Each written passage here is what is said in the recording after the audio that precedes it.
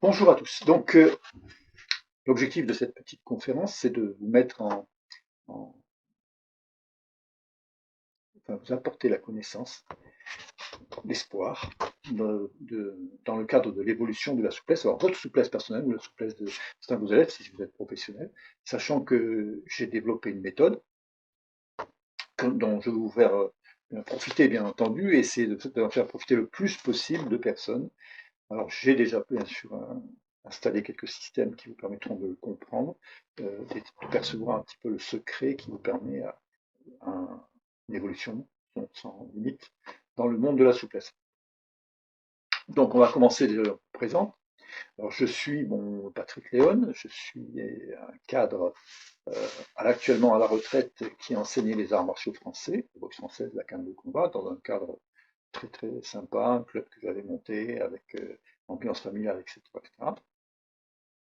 J'ai arrêté tout ça depuis pour me consacrer aux écritures et au passage, euh, transmission de savoir qui me semble important par rapport au fait que c'est dommage que ce type de savoir ne puisse pas être connu de tous, sachant qu'il y a beaucoup de personnes, euh, toutes disciplines confondues, qui souffrent de l'ignorance de leurs différents cadres concernant l'accessibilité à la souplesse. La souplesse participant à beaucoup d'activités, bien entendu. Donc, je m'appuie pour cette méthode sur un savoir pratique que j'ai exploité sur moi et sur mes élèves depuis les années 70, ça fait longtemps. Et ce savoir, moi, m'a permis d'accéder à une connaissance qui m'a fait évoluer dans le cadre de la boxe pied-point. La boxe pied-point, ça s'appelle la savate, hein, qui est bien connue. Et ça m'a permis de faire développer, bien entendu, des compétences au niveau des élèves pour avoir des résultats, sachant que la souplesse est indissociable de bons résultats en termes de certains arts, notamment l'art de combat comme la boxe française.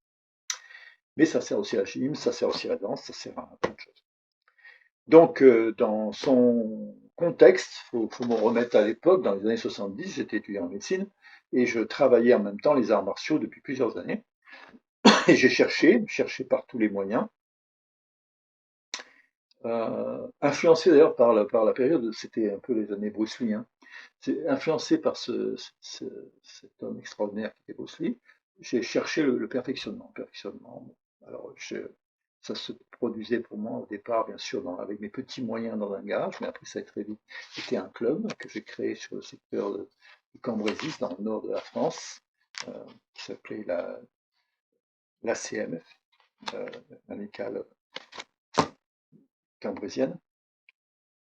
Mais bon, ce club de boxe française a existé dans les années 80, où là j'ai transmis cette information, tout au moins transmis le club et tous les avantages que j'avais développés à mes disciples, qui ont continué bien entendu quelques temps.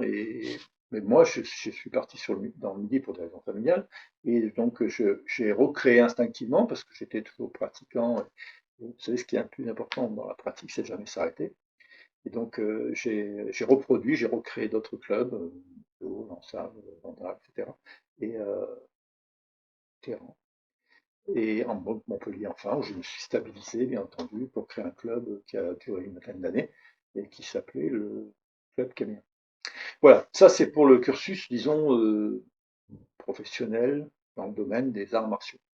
Donc, dans le domaine des arts martiaux qui ont nécessité et qui m'ont plus ou moins induit à une recherche plus pointue sur la souplesse. Donc, et en parallèle de ça, donc mon cursus médical, il faut savoir que dans les années 70, j'ai fait médecine, que j'en ai fait 4 années, qu'à la suite des 4 années, j'ai eu quelques petits problèmes avec mon frère qui a eu un néo du cerveau et hélas en est mort.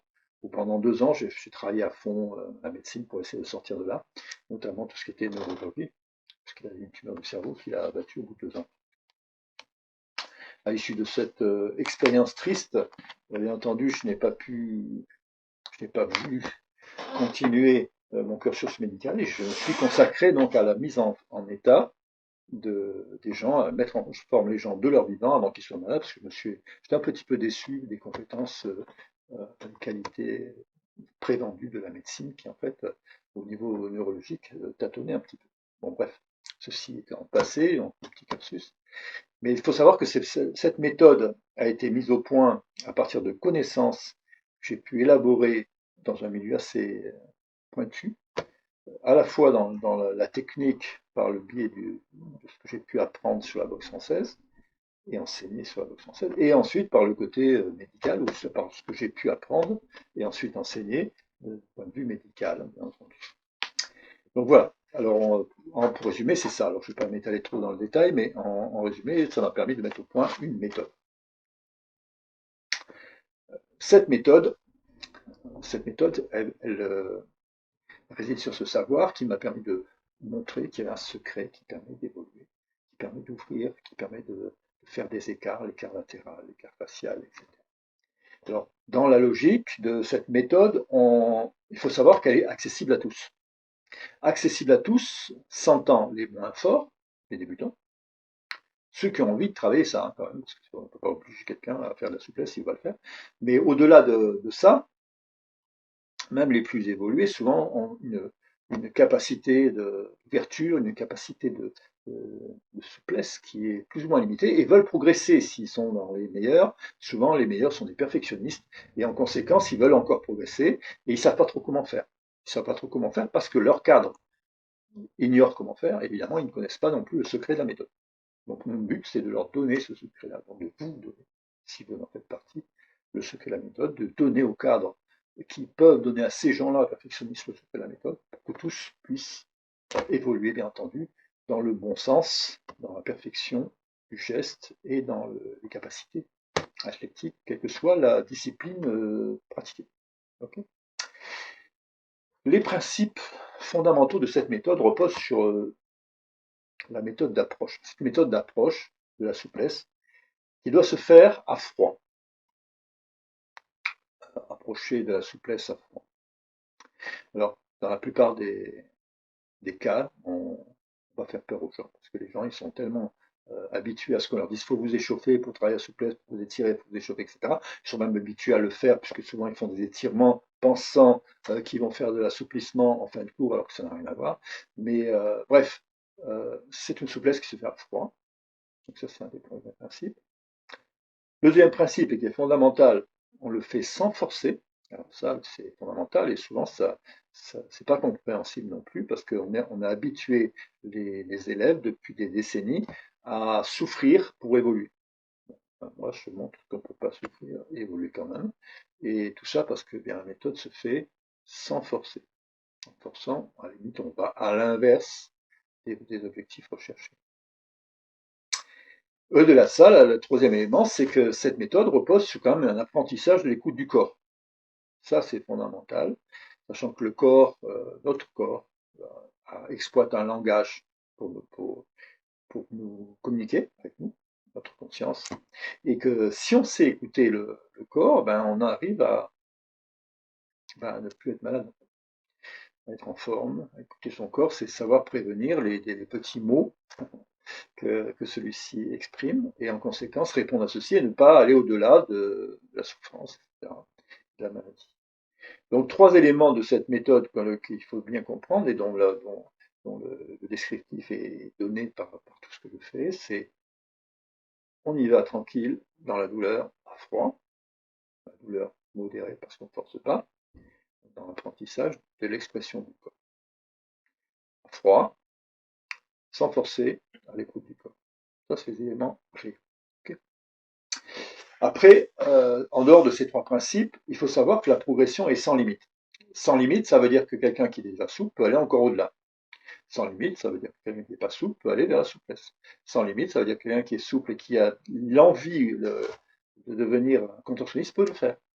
Les principes de cette méthode s'appliquent, quel que soit votre niveau de votre compétence actuelle. Mais attention, il faut accepter d'évaluer ses compétences et ne pas, faute de reconnaissance de ses limites, aller trop loin, parce que sinon on n'obtient pas le résultat, puisqu'on va chercher à forcer pour obtenir le résultat qu'on espère. Donc on ne respecte pas un des trois principes. Donc, Ce qui est intéressant aussi, que cette évolution, donc, c'est elle repose sur des effets de transformation plastique. Comme c'est plastique et non pas élastique, cette transformation est cumulative, dans la mesure où les progrès, même s'ils sont petits, dans la mesure où ceux-ci sont réguliers et que par accumulation deviennent impressionnants. L'effort que vous fournissez s'additionne et ne se perd pas.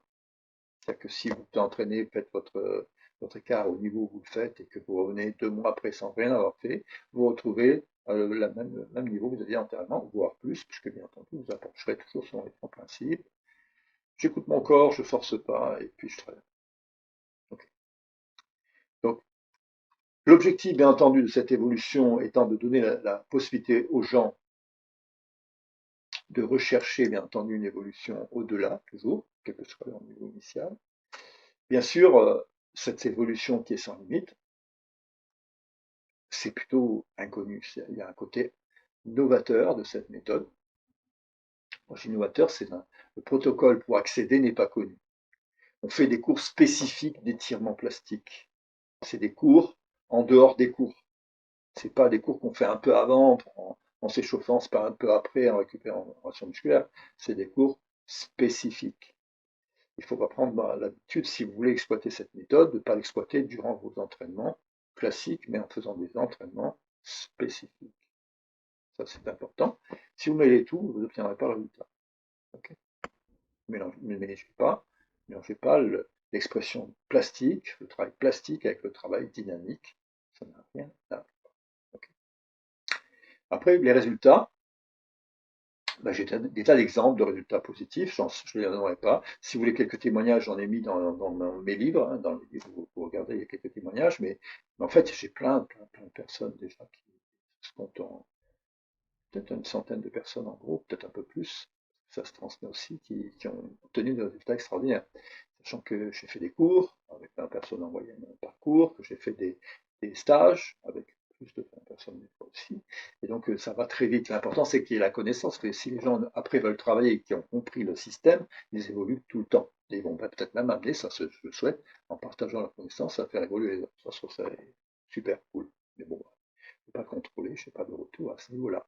Par contre, je sais, j'avais pour habitude, notamment dans les stages, de prendre en photo la personne quand elle réalisait son écart, donc pour la première fois. Ils arrivaient, ils ne savaient pas, on se magnosait.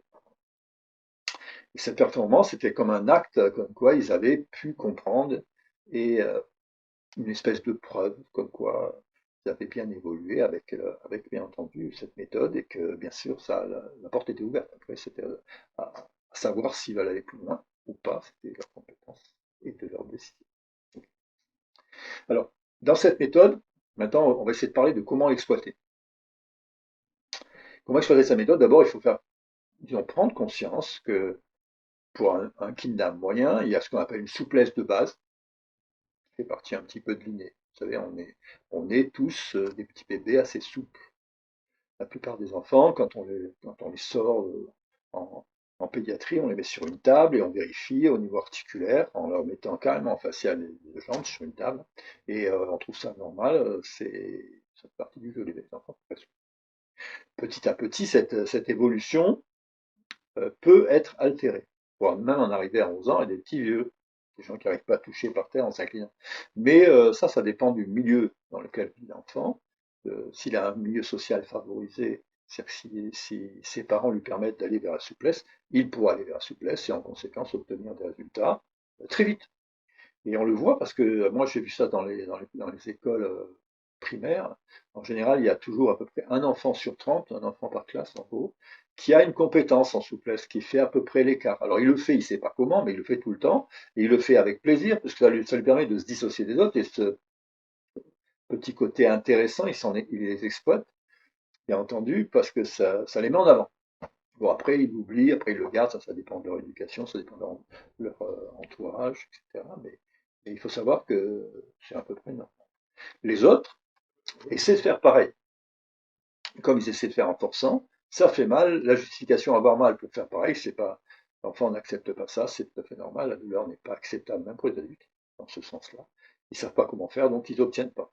Et après, on fait des sélections. Il faut savoir qu'il y a des groupes qui sont comme les petits rats d'opéra, tout ça, où on tire les enfants qui veulent d'une part être petits rats d'opéra et en plus une petite souplesse de base, et là on n'hésite pas à forcer un enfant, bien entendu, le traumatisme obtient des résultats qui sont précaires, et parce qu'ils reposent bien sûr sur quelqu'un d'autre que soi-même, et n'obtiennent pas forcément une qualité d'évolution recommandable.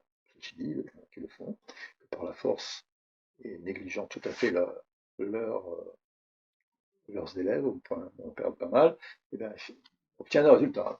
C'est pas impossible, mais euh, j'espère que c'est pas comme ça qu'il faut, enfin, je conçois que c'est pas comme ça qu'on obtient des résultats systématiques. Or, avec la méthode, là, on obtiendra toujours des résultats. C'est une personne de 70 ans qui commence ou une personne de 15-20 ans qui commence. Donc, cette compétence innée à la souplesse existante, il y a aussi un travail pour les personnes qui arrivent et qui commencent la méthode. Il faut qu'ils aient une espèce de, de test. Par exemple, ils cherchent à réaliser un mouvement, ils le visualisent et puis putain, mais il faut telle capacité, souplesse pour pouvoir faire ça. Ils prennent conscience de leurs compétences avec humilité. Et avec humilité, pareil, ils définiront des micro-objectifs qui leur permettront de parcourir petit à petit le chemin qui les amène à la souplesse en utilisant cette méthode. Mais attention, il faut rester dans le contexte de l'humilité, parce que j'en ai vu plusieurs venir au cours ou en stage, qui se sont crus souples, qui se retrouvaient rattrapés par ceux qui ne prétendaient pas l'être, parce que ceux qui prétendaient pas l'être travaillaient, alors qu'eux ne faisaient pas les mouvements, ne cherchaient pas à les faire bien, et en conséquence stagnaient. Comme ils n'arrivaient pas et qu'ils voyaient que les autres les rattrapaient, qu'est-ce qu'ils faisaient? Instinctivement, ils forcent. En forçant, ils obtenaient un résultat contraire. Le corps s'oppose à ce moment-là au mouvement. Et après, c'était un échec. Alors, ces gens qui sont un peu, moi j'appelle ça des bourrins, ont une base, mais veulent être les premiers. C'est de l'ego, c'est pas bon, ça aide pas du tout en termes de souplesse. Alors, c'est compliqué parce qu'il faut avoir cette humilité pour pouvoir obtenir un résultat. Et si on n'a pas l'humilité, on n'a pas le résultat. Et si on n'a pas, enfin, vous voyez, c'est un peu complexe la dynamique. On n'est pas trop mauvais parce qu'on a déjà une base, mais il faut repartir avec le cycle de travail normal et aller dans le même protocole. C'est-à-dire à l'écoute du corps, sans forcer, travailler. Et là, bien entendu, on refait que de séance en séance. Et là, on ouvre de plus en plus. Et quel que soit le niveau acquis, on développe une compétence acquise encore plus importante qui amène petit à petit vers une chose extraordinaire. Mais il faut avoir cette espèce de conscience de, des perceptions, de la perception de nos connaissances, de nos compétences, et en conséquence, avec des micro-objectifs qui vont se cumuler, on obtiendra un résultat très, très, très rapide. Cette souplesse acquise permet bien entendu d'évoluer et à chaque fois que vous allez évoluer dans un domaine, par exemple, j'ai pas mal d'élèves qui ont fait l'écart latéral. Bien, on fait l'écart latéral, on peut très bien faire l'écart latéral à droite et à gauche, ou à gauche et à droite, selon l'écart dominant au départ. Pourquoi pas faire aussi l'écrasement facial, et puis pourquoi pas faire le facial, et puis pourquoi pas aller vers la souplesse debout. Il n'y a rien de bloqué, il faut toujours partir avec cette idée. On travaille sur un protocole et on avance, on avance, on avance. Dans les bouquins que j'ai mis en ligne, il y a le protocole pour faire les deux écarts latéraux, l'écrasement facial et le facial. Au-delà, la souplesse debout, j'ai réservé ça à un autre travail, un autre bouquin, plus tard. Parce que, bon, à mon avis, c'est déjà très peu vont réussir à passer le cap pour aller jusqu'au facial. Bien que ce soit accessible à tout le monde. C'est parce qu'il y a des gens, la plupart des gens sont pressés pour le résultat, alors que là, il faut aller dans la régularité, euh, dans l'entraînement, il faut être régulier, il faut respecter la technique et les protocoles de travail, quel que soit le type d'entraînement, pour obtenir un résultat. Des fois, bon, c'est plus difficile parce que derrière ça, il y a des exigences temporelles de résultats complètes et tout qui perturbent les choses. Mais si on reste dans ce domaine et si on sépare bien les entraînements, c'est bien si on sépare les entraînements, on obtient bien sûr ce qu'il faut et à l'occasion, on peut avoir le résultat qu'il faut. Okay. Bon, pour la suite, un petit souci, qu'est-ce qui se passe? Pourquoi ça me fait ça? Un petit souci informatique, je n'ai pas demandé ça. Okay. Voilà. Donc, alors, par rapport à la suite des événements, on a vu qu'il fallait donc respecter avec humilité les compétences que l'on avait au départ pour évoluer, que la souplesse devenait acquise et évoluant. Et on se rend compte, bien sûr, avec la souplesse, en parallèle d'un entraînement basique, où on fait de l'échauffement musculaire, on travaille la technique pour travailler le côté dynamique de la contraction, on obtient une fluidité du geste qui donne l'efficacité. Hein. C'est ça que l'efficacité qu'on apporte, c'est quelque chose de plus précis, plus rapide, plus contrôlé, qui permet d'avoir une gestuelle fine et donc une gestuelle de compétiteur de haut niveau. Pour ceux qui sont intéressés, bien entendu, pour l'exploitation, par l'exploitation de la souplesse à leur pratique, bien entendu. Donc, quelque part, ce qui apporte l'efficacité, c'est l'entraînement régulier et la technique. Et donc, dans les entraînements réguliers, il faut mettre bien sûr des cours spécifiques d'assouplissement. C'est tout moins ce qu'on va chercher à faire si on veut vraiment évoluer. Au niveau de la gestion des limites, prendre conscience de ses compétences, ça veut dire savoir où sont placées nos limites. Les limites sont placées très simplement et en fonction de notre évolution, elles sont fixées par des seuils qu'on appelle les seuils douloureux. Vous ouvrez un mouvement ou un écart, vous avez une limite, ça vous fait mal. C'est un seuil douloureux. Alors il y a des seuils de douleur qu'on appelle les seuils de douleur tolérables, bien entendu. Il y a des seuils de douleur intolérables. Il faut savoir apprendre à gérer les seuils pour ne pas aller trop loin, ne pas forcer, parce qu'après, si on force, on crée la lésion. Dans la mesure où on crée la lésion, on n'a plus le corps n'est plus avec nous, le corps est contre. Donc il travaille, c'est lui qui domine, et il nous empêchera d'évoluer. Donc il faut bien prendre conscience de ça, la gestion des limites. Et après, comme ça, c'est là où on va se donner comme un micro-objectif de dépasser ses limites. Et en conséquence, le travail amène ce dépassement. Et à partir de là, on a un résultat. Bingo, on est content. Okay, petit à petit, comme ça, on a franchi, avec l'aide de la méthode, tous les stades d'évolution. Donc, par contre, cette capacité, attention, hein, cette capacité, il faut considérer qu'il y a un esprit qu'il faut avoir. Il y a un contexte psychologique. Il faut avoir de l'humilité. Il faut avoir de la résilience dans les forces. Dans l'effort, il faut avoir la capacité d'accepter une analyse objective de ses compétences. Pas croire qu'on est meilleur, mais croire qu'on peut progresser encore et toujours. Okay, c'est ça qui est intéressant, qui permet d'aller vers une évolution plus intéressante. Donc, pour en revenir aux notions de seuil de douleur, il faut savoir que les seuils de douleur, en fait, quand on travaille dans ce type d'entraînement, on approche un seuil de sensibilité. C'est lié à des capteurs, hein, des capteurs de pression-tension au niveau des tendons, des fils musculaires et tout ça. Et ça envoie des sensations. Si vous respectez le protocole, vous allez travailler sur des sensations qui intéressent principalement les muscles, les tendons, les cartilages. En gros, c'est la sphère qui permet d'accroître la souplesse.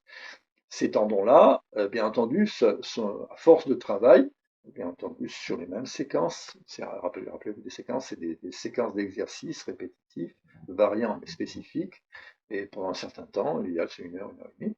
À ce moment-là, on obtient des résultats, et à force d'approcher les seuils de douleur, on finit par les repousser petit à petit, bien entendu, parce que le corps, dans la mesure où il est sécurisé, va mettre ses seuils d'alarme un petit peu plus loin, vous laissant aller à des objectifs plus éloignés, bien entendu.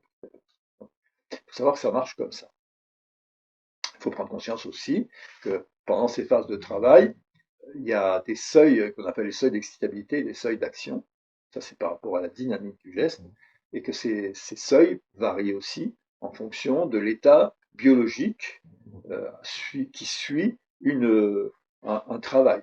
Okay, c'est tout à fait logique. Faites un travail d'étirement, votre état biologique après la séance, même le lendemain, est plus ou moins modifié. Donc on touche quelque part en phase de récupération à cette capacité d'excitabilité des muscles, et les seuils d'action sont changés. Mais bon, ça, on aura l'occasion d'en reparler.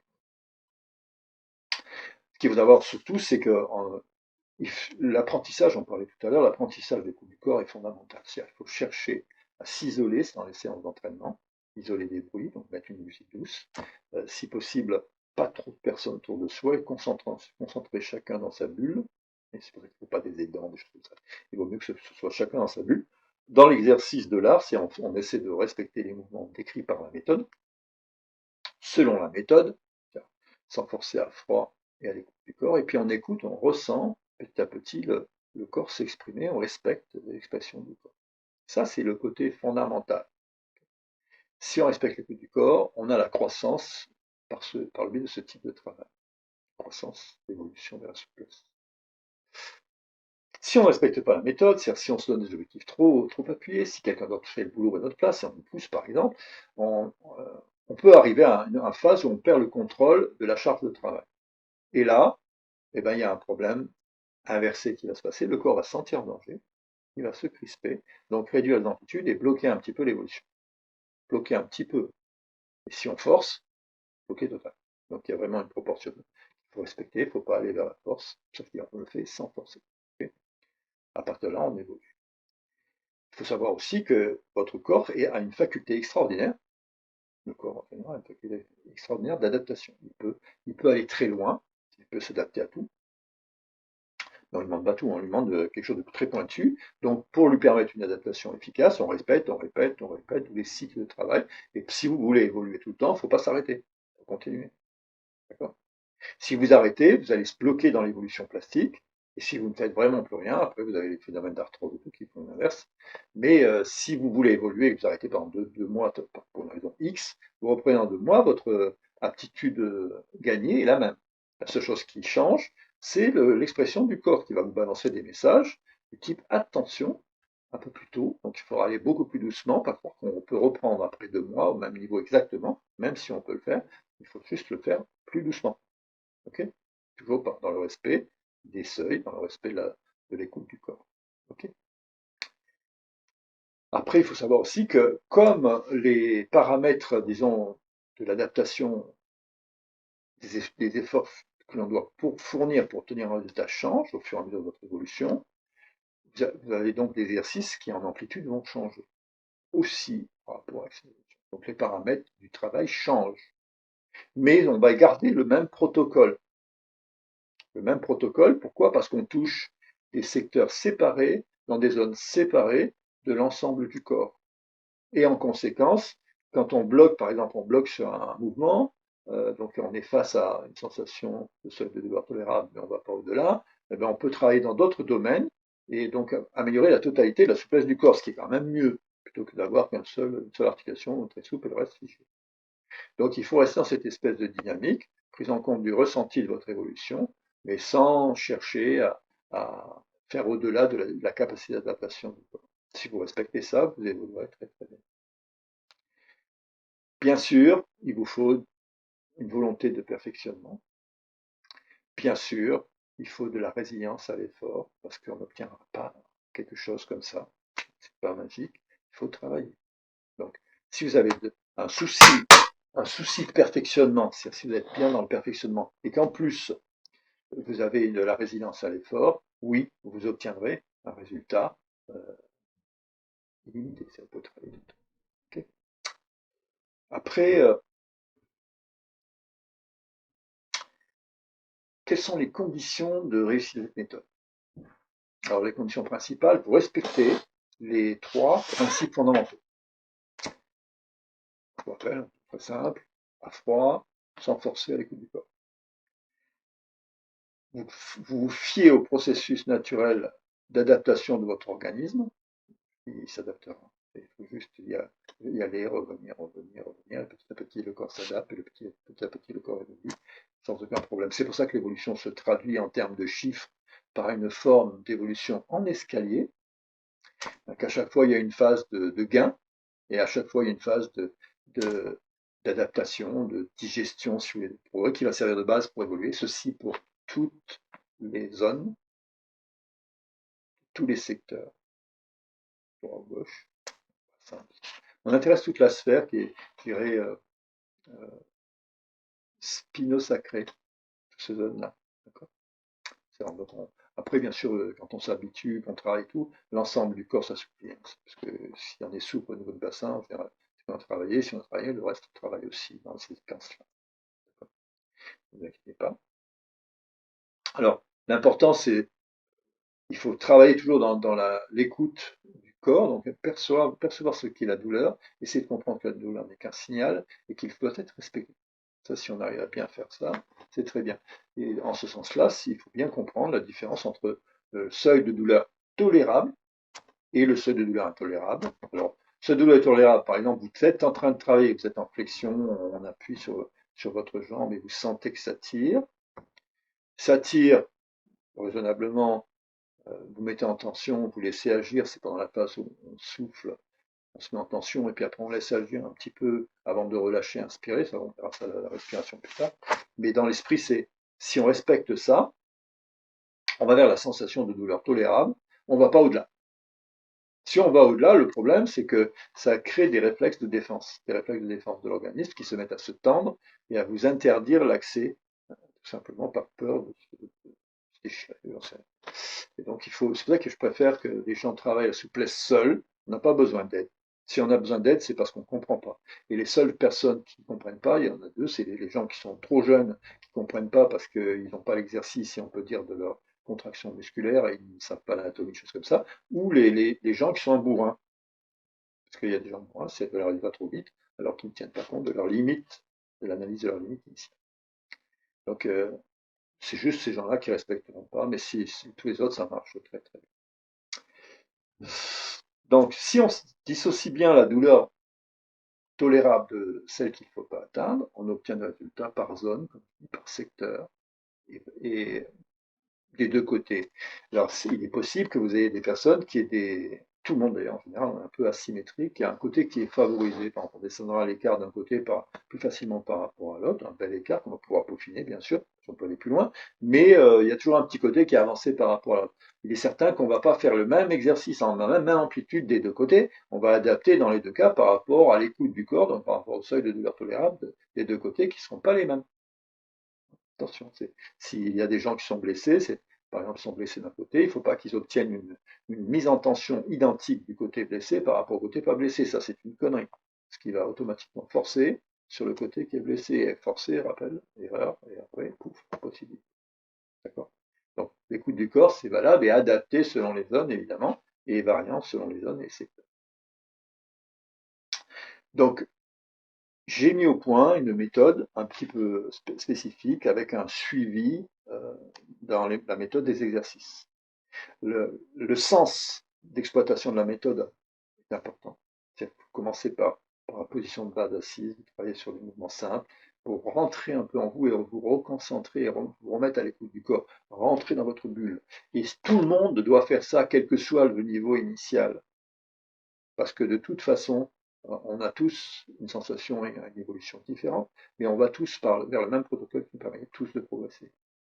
C'est pas parce qu'on va avoir la prétention d'être plus souple que les autres qu'on va directement se placer en descente écart pour travailler la souplesse. Ça, c'est une erreur.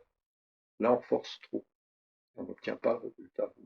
Okay. Donc, l'ordre des exercices à pratiquer selon la méthode a un sens et il ne faut pas le négliger si vous voulez un résultat. Souvent, ce qui ne permet pas aux gens d'évoluer à un certain degré, bien sûr, c'est l'ego.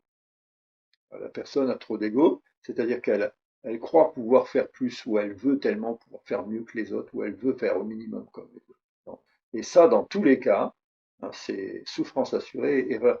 Par exemple, si vous avez un gars qui est trop débutant, qui arrive et qui voit que des gens qui font l'écart, qui arrivent à poser l'écart, le gars il va vouloir faire absolument pareil, il va bouger dans tous les sens, forcer tout, et là ce sera l'erreur automatique, il faut qu'il apprenne à travailler à sa mesure pour laisser le temps de son corps d'évoluer, peut-être qu'il sera meilleur que les autres après.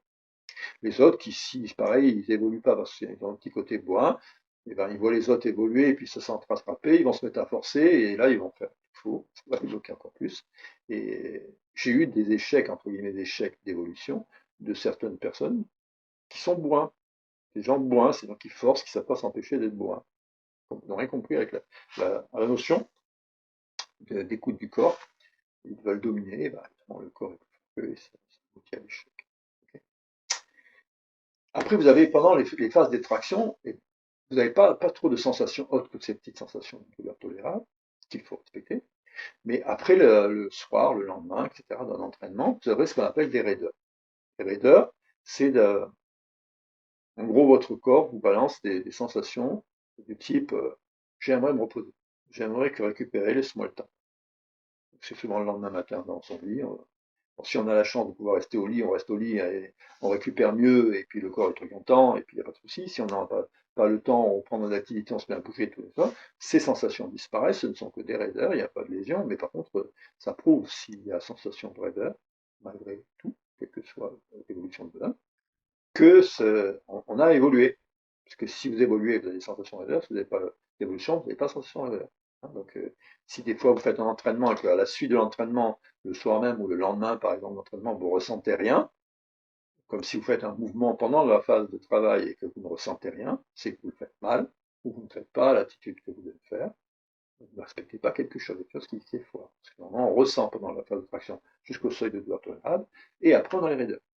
Rappelez-vous ça, si vous ne percevez pas les raideurs, il y a un problème, communiquez avec moi, essayez de comprendre ce qui se passe en vous, peut-être vous faites mal les choses, tout simplement. Okay. Donc, ce que je vous recommande de faire, c'est de travailler aussi par cycle. Pendant cette phase de travail, au début jusqu'à la fin, on fait des cycles de traction progressive. Des cycles de traction progressive, d'à peu près 8 à 10 tractions, et ces répétitions sont accentuées, bien entendu par l'évolution, mais répétées, répétées, répétées, par petits cycles, pendant toute la séance, en évoluant selon le protocole de la séance. N'insistez pas trop du même côté, ça ne sert pas à grand chose, j'avais essayé ça. Il vaut mieux faire des variances parce qu'on a besoin en général d'assouplir un ensemble de composants, disons, tendino-articulaires et musculaires, mais il faut essayer d'aller plutôt dans ce sens-là que chercher à s'entêter à faire un côté, sinon on n'évolue pas. Par contre, essayez de percevoir que cette évolution des résultats cumulatifs, vous allez le sentir, vous allez le voir. Il y a des gens très rapidement qui se mettent à s'infléchir, à mettre le morceau qu'ils ne mettaient pas. Il y a des gens qui arrivent en une semaine à faire l'écart qu'ils ne faisaient pas, etc., etc. Donc tout ça, ça va se voir. Cette évolution est sans limite, mais rappelez-vous que quand vous rajoutez une longueur d'un millimètre d'un tendon, plus un millimètre, plus un millimètre, plus un millimètre, et bien tout ça, comme c'est cumulatif, ça fait des millimètres jusqu'à des centimètres, et un centimètre par exemple sur un tendon, c'est énorme. Ça donne une amplitude énorme sur une articulation. Donc tout ça va être palpable, vous allez vous rendre compte de ces effets et de ces résultats, et ça vous encourager à aller plus loin. Mais toujours, attention, respectez le protocole et l'écoute du corps surtout qui va vous permettre d'évoluer. Okay. Ce que je recommande en fréquence de séance, l'idéal c'est de se passer une heure à 1 heure et demie d'étirement par jour.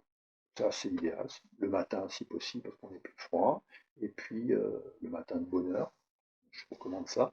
Et vous avez besoin de personne d'autre qu'un tapis, éventuellement travailler sur une surface meuble, du sable, quelque chose comme ça, comme faire la plage, et vous travaillez régulièrement. La régularité amène le résultat, parce que vous finissez par bien comprendre votre corps en confiance, et l'évolution vous encourageant, vous allez plus loin dans votre perfection. Très bien. D'accord. Donc ça, c'est la fréquence des séances, et toujours en évoluant, vous tiendrez sans forcer. Okay. Alors, bien sûr, cette méthode est novatrice, elle est différente. Actuellement, dans les différentes sessions d'assouplissement, vous verrez, vous l'avez déjà certainement vu, on va vous faire échauffer. On ne sait pas, c'est magique, mais on ne sait pas. Donc les gens ne connaissent pas le chemin, donc on ne peut pas y rentrer tout seul. S'ils pourraient, il faut qu'ils s'intéressent un peu plus, comme j'ai fait moi, mais dans l'absolu, donc les séances d'étirement actuellement se reposent sur l'élasticité musculaire, c'est on échauffe le corps musculaire pour le rendre élastique. Plus élastique, plus le mouvement s'amplifie, évidemment, jusqu'à une certaine limite, et après on force sur l'élasticité, on arrive à des lésions. Et en plus, il faut que la personne soit super bien échauffée, parce que si elle n'est pas échauffée, la même amplitude créerait la lésion. C'est d'ailleurs souvent pour ça qu'il y a des accidents. Parce que la personne a l'impression, donc à chaud, bien échauffé, tout ça, de pouvoir bien faire un écart qui va lui permettre, par exemple, de monter le pied et figure dans le cadre des arts martiaux. Et malgré tout, malheureusement, bon, bien échauffé, c'est très bien, mais pas échauffé, par exemple, il va faire une compète, et il croit pouvoir faire la technique favorite parce que il a fait à l'entraînement, mais bien chaud. Et là, il n'a pas le temps de s'échauffer, il s'échauffe bien, mais par contre, il ne connaît pas l'heure où il va passer. Donc entre deux, il se réchauffe moins bien. Et à partir de là, quand il balance son truc, c'est là où il y a des blessures.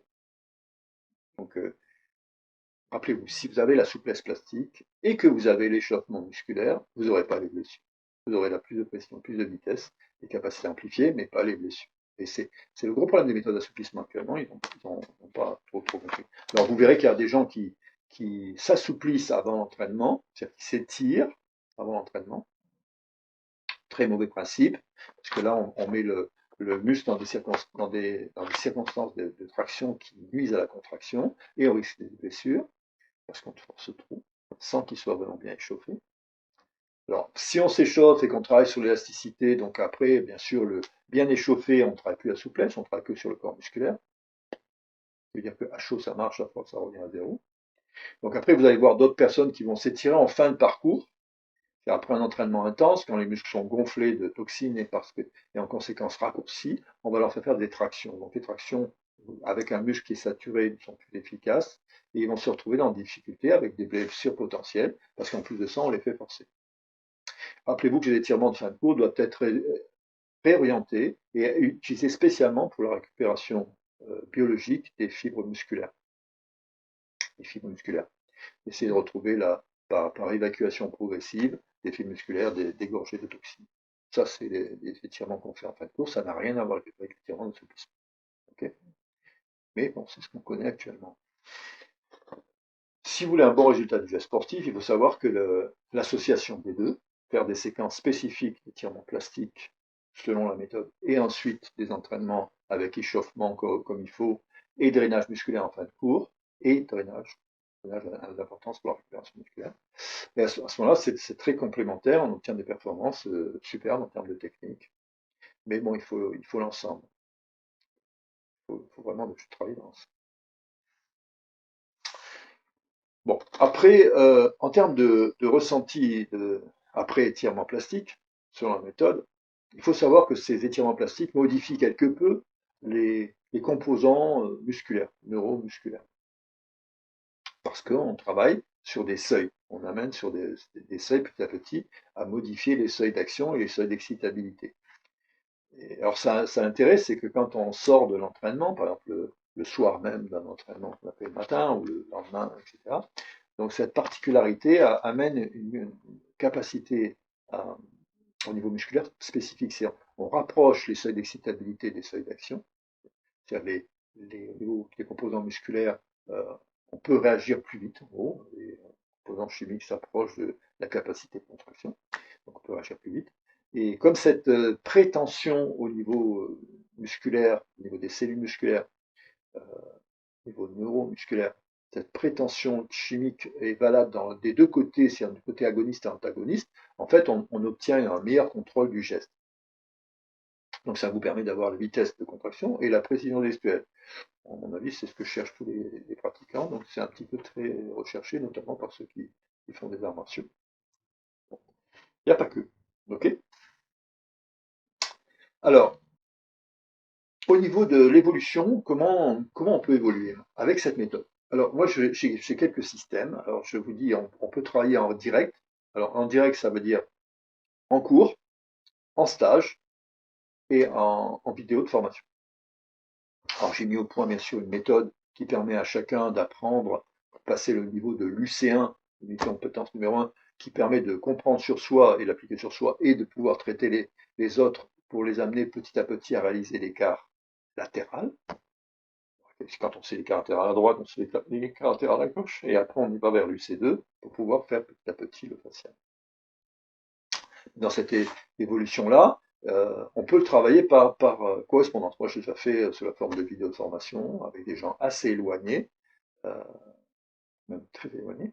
Et il suffit d'avoir une bonne vidéo et une bonne saisie d'image, un bon contraste image pour pouvoir conseiller la personne. Parce que bien sûr, si imaginons vous êtes sur un fond noir, habillé en noir, moi je vois rien de ce que vous faites, je peux vous guider, mais je ne peux pas vous conseiller si je ne vois pas ce que vous faites. Donc il faut quand même utiliser les moyens qui vous permettent de mettre en avant votre mouvement, que je puisse vous guider si vous en avez besoin, si vous évitez de faire des erreurs.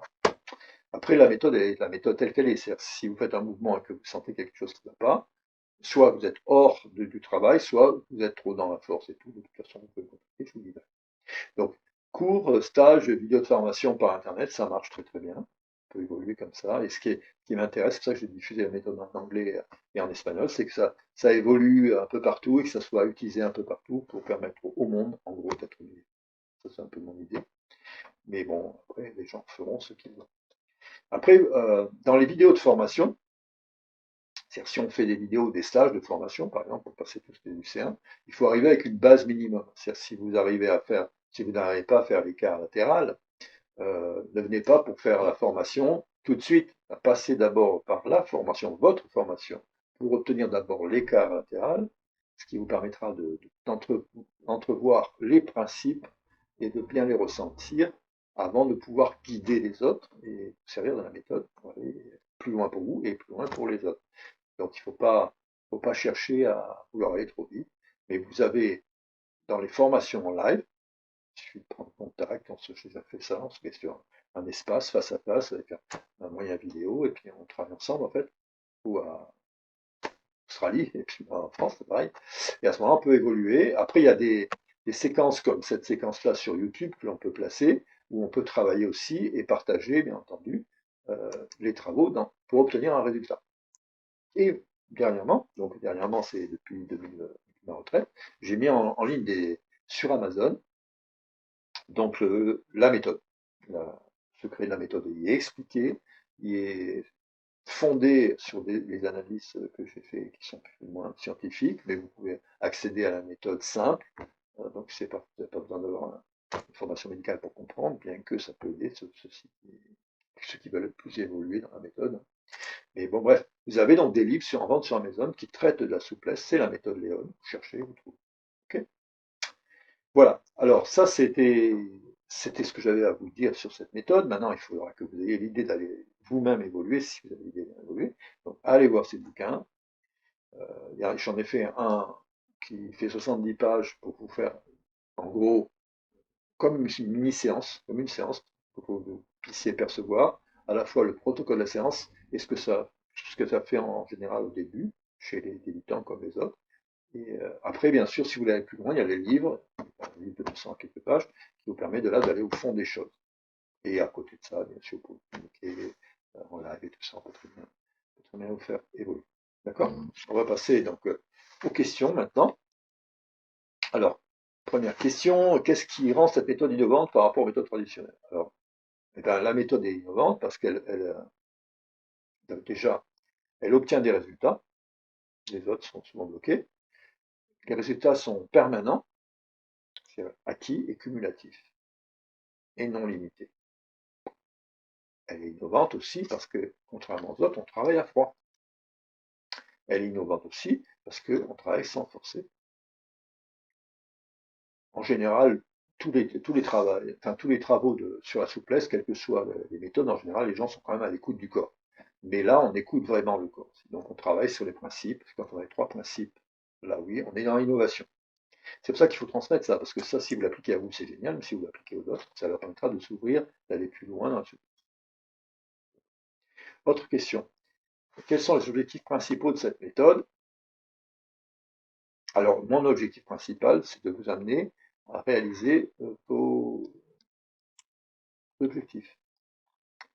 Alors, il y a plusieurs types d'objectifs, hein. Un judoka, un gardien de but, une femme qui fait du GRS, ou un gymnaste, un artiste martial. On a tous l'usage et donc l'utilité de développer sa souplesse. La souplesse, c'est fondamental. Je suis mieux, on réalise des performances qu'on ne réaliserait pas quand on n'est pas souple, on a plus de vitesse, plus de vitesse. Y a-t-il des études qui soutiennent l'efficacité de cette méthode? Alors, non, parce que c'est tellement novateur que ça dépend de moi. Ça dépend, hélas, que de moi. Et je pense de vous, si vous voulez relayer le travail. Mais d'abord, il faut travailler pour comprendre. N'hésitez pas à me poser d'ailleurs des questions après si vous ne comprenez pas, parce que moi, je peux vous aider à comprendre mieux et donc à diffuser ou évoluer mieux, hein, au but du jeu. Mais il n'y a pas eu encore de méthode scientifique, si on peut dire, qui soutiendrait cette méthode. Ceci dit, je suis disposé, s'il y a des étudiants en médecine, par exemple, qui veulent faire une thèse là-dessus, ma porte est ouverte, on peut travailler. C'est juste histoire de dire, voilà, si ça permet la diffusion à tous, alors je suis tout à fait d'accord, au contraire, c'est mon objectif à moi, je fais ça. Okay. Question sur la technique. Comment se déroule une séance en utilisant sa méthode? Alors c'est dans le calme, je l'ai dit tout à l'heure. En gros, on se met en cercle ou tout seul, ça dépend, mais on vient en cercle, on n'est pas très nombreux, on met un petit fond musical, ambiance un peu yoga, hein, pas de pas de perturbations sonores autour, des gens calmes. Et sous ce fond, on travaille donc avec une espèce de fermeture dans sa propre bulle de sensation, et on travaille selon le protocole. Alors, il peut y avoir un guide qui rappelle les exercices, ça peut se faire avec un livre qui rappelle l'exercice, ça peut se faire par Internet, un ordinateur qui rappelle l'exercice. Ça peut aussi se faire tout seul. Si on connaît vraiment la méthode, on peut le travailler tout seul. Le protocole, on suit toujours le même protocole, on travaille juste sur l'amélioration des paliers des sensations, donc ça va, pas compliqué. D'accord? Après, quelle est la durée recommandée des sessions d'entraînement? Alors, les sessions d'entraînement, ce que je recommande si vous voulez faire vraiment une grande progression, vous faites un ensemble de 10 séances, une semaine de séances. Si les séances, vous les faites d'une heure, et là, vous allez tout de suite voir votre progression. En respectant la méthode, d'emblée, il y a des gens qui ne font pas l'écart, sur une semaine, ils font l'écart. Donc, ils voient très bien. Des gens qui n'y arrivent pas en se réfléchissant à toucher le sol, en une semaine, ils touchent le sol. Ils voient très bien. Déjà, vous allez voir très bien l'efficacité de la méthode si, encore une fois, vous respectez le protocole, que vous avez pu avoir l'information soit l'ivresse, soit Internet, soit appliquer, vous avez expérimenté, vous avez jugé vous-même sur vous-même ce qui se passe en vous dans cette méthode et dans l'ordre des séquences, c'est assez facile. Donc dans ces sessions, c'est pas dur. Après, ce que je recommande en termes de suivi, c'est de ne pas vous arrêter. Si vous n'arrêtez pas, vous évoluez tout le temps. Moi, j'évolue encore. Donc ça rappelez-vous, j'ai 71 bientôt, et j'évolue encore. Je fais encore mes 2 écarts, je suis dans le traitement facial, tranquille, et je force pas. Toujours, j'écoute toujours mon corps. Ok. Voilà. Alors, autre question, la méthode est-elle, nécessite-t-elle plutôt un équipement spécifique? Ton corps, un espace meuble pour s'asseoir, tranquille, voilà, c'est tout, il y a rien de spécifique, il n'y a pas de matériel. Ok. La question sur l'efficacité. Quels résultats peut-on entendre et dans quel délai? Je viens d'en parler. Une semaine, un jour. Selon que vous êtes bien guidé et que vous respectez, vous allez obtenir tout de suite un résultat assez impressionnant. Ne soyez pas étonnés. Donc, question sur l'efficacité de la méthode. Quels résultats peut-on attendre et dans quel délai? Alors, j'ai dit là tout à l'heure, les résultats, ça se fait très rapidement dans la semaine courante, le jour courant. Il y a des gens qui ont évolué extrêmement vite selon leur capacité à gérer les seuils, donc des athlètes, des trucs comme ça, connaissent bien leur corps, écoutent bien leur corps, ils peuvent évoluer plus vite, bien sûr, que quelqu'un qui ne connaît pas la respiration, parce qu'il y a une respiration spécifique quand même, pour apprendre à gérer ça. Donc ça, c'est le secret de la méthode, mais ça a évolué très très vite, les résultats sont très vite et très encourageants, en conséquence, on va très vite plus loin. D'où des résultats sur une semaine impressionnants. Alors, cette méthode est-elle adaptée à tous les niveaux de souplesse? Ben oui, c'est ce que j'ai dit, mais par contre, encore une fois, humilité, et on respecte le protocole. Si on ne fait pas n'importe quoi, on n'obtient pas forcément le bon résultat. Si vous respectez le protocole, le schéma de la séance, c'est que vous y allez tranquille, sans forcer, à l'écoute du corps, à froid, vous obtenez un résultat impressionnant. Y a-t-il des témoignages de personnes ayant déjà utilisé cette méthode? Oui, parce que là, j'en ai plein des élèves. Alors, je ne les compte plus, mais comme je vous ai dit, tous ceux qui passent l'écart au bout d'un stage en général, on fait des photos et on leur donne leurs photos de performance. Et j'en ai eu pas mal, une soixantaine de photos, mais on a été beaucoup plus que ça, parce qu'on ne fait pas des photos systématiquement. Mais il y a eu beaucoup de résultats et j'ai pris quelques témoignages. Dans les livres, j'ai mis quelques témoignages pour que vous puissiez percevoir de l'originalité, en fait, de cette méthode et que c'est bien un secret qui permet l'évolution dans le monde des polyvalents. Alors après, question sur la sécurité. Y a-t-il des risques associés à cette méthode? Alors non. Non, parce que si vous respectez le protocole, vous travaillez tout seul, à l'écoute de votre corps, à froid, sans forcer, aucun risque. Ok. Mais respectez les principes. À ce moment-là, vous aurez l'évolution sans problème. Est-ce que tout le monde peut pratiquer cette méthode ou y a-t-il des contre-indications? Alors, tout le monde peut pratiquer cette méthode. J'ai été jusqu'à des gens qui étaient quand même assez raides. Les plus anciens avaient 70 ans et n'avaient pas fait cet exercice rien du tout avant. Conséquence, c'était dans l'ignorance de leur corps et de leur capacité. Ils ont fait l'écart au bout d'un an. Et à côté de ça, il y a des gens qui étaient blessés, qui avaient fait des chutes. Ça leur a permis de reprendre confiance en corps et de retrouver une mobilité pour certains, et en même temps quelque chose de particulier au niveau du bien-être, qui leur a permis d'aller vers ce qu'ils voulaient faire, reprendre la danse, des choses comme ça. Donc il n'y a pas, bien entendu, de limite à ce niveau-là. Tout le monde seule chose que je dirais quand même, c'est pour les enfants qui sont en croissance, il y a un problème, parce que tant qu'on est en croissance, on a une modification des repères et une perception, disons, des sensations qui est un petit peu différente, et différente tout le temps, puisqu'ils grandissent tout le temps. Donc je recommande, c'est moi qui recommande, de prendre les travaux d'assouplissement, pas trop tard, mais disons pas trop tôt non plus. Le mieux, c'est travailler vers l'âge de 14, 15, 16 ans, dans ces eaux-là, où là, en général, la croissance est plus ou moins finie, et là, on peut obtenir des résultats et surtout les mesurer plus facilement, parce que ça fonctionne bien. Donc, moi, je pense qu'il faut être adulte, jeune adulte, pour pouvoir déjà s'intéresser à soi et à ce type de performance, et en même temps pouvoir aller dans cette progression avec le respect du corps, etc. Ok. Alors, comment éviter les blessures lors de la pratique? Ben, les blessures, il n'y en a pas. La seule blessure que vous pouvez venir, c'est soit si vous forcez ou vous faites forcer. Quelqu'un qui vous appuie dessus fait une connerie. Et si vous forcez vous-même pour tenir un résultat par manifestation de l'ego, vous faites une connerie. Là, vous pouvez avoir des blessures. Question sur l'intégration. Peut-on combiner cette méthode avec d'autres programmes d'entraînement? Oui, à condition que vous sépariez les entraînements d'étirement des autres entraînements. Vous faites une séance d'étirement de 8h à 9h, 9h30 matin, et puis vers 10h, vous faites un entraînement de boxe, par exemple, et bon, là, ça pose aucun problème. Et dans ces conditions-là, si vous séparez les entraînements, vous aurez un résultat, et c'est que complémentaire, donc ça ne peut pas faire de mal, au contraire. Okay. Et la fréquence idéale d'entraînement pour en tirer le meilleur parti. Fréquence idéale, une fois par jour. Ça, c'est mon application. Moi, c'est moi qui le dis. Et c'est pas facile. Parce que les contraintes sociales, les contraintes temporelles, les contraintes spatiales, tout ça ne nous laisse pas la possibilité de travailler vraiment régulièrement. Et c'est dommage. Mais l'idéal, c'est une fois par jour. Ce serait top. Là, vous évoluez plein pot. OK. Et vous êtes dans l'équilibre plein pot aussi. Quelle est la fréquence idéale d'entraînement? On vient de le dire. Comment intégrer cette méthode dans un autre mode de vie occupé? Eh ben, j'en sais rien. Il faut faire l'effort. Si vous avez envie de le faire, il faut manager votre planning. Moi, j'ai tendance à travailler plutôt le matin parce que le matin, bon, après le réveil, après la balade de mon chien, tout se passe très bien. Et je passe mon temps, après je passe ma journée derrière, tout va très bien. Mais le matin, c'est sympa. Le matin, c'est mieux parce qu'en étant franc, on a des résultats plus performants, c'est-à-dire plus souvent dans la mesure où on est très rapidement face à la sensation de seuil, parce que les muscles sont francs le matin. Voilà. Question sur les aspects pratiques. Où peut-on suivre des cours et des formations de cette méthode? Alors, j'ai formé actuellement trois personnes, mais j'en forme à volonté. Par Internet, ça pose aucun problème. Il faut compter à peu près la réalisation d'une dizaine de séances personnalisées par Internet, par exemple, pour comprendre comment ça fonctionne avec une base. On n'arrive pas là.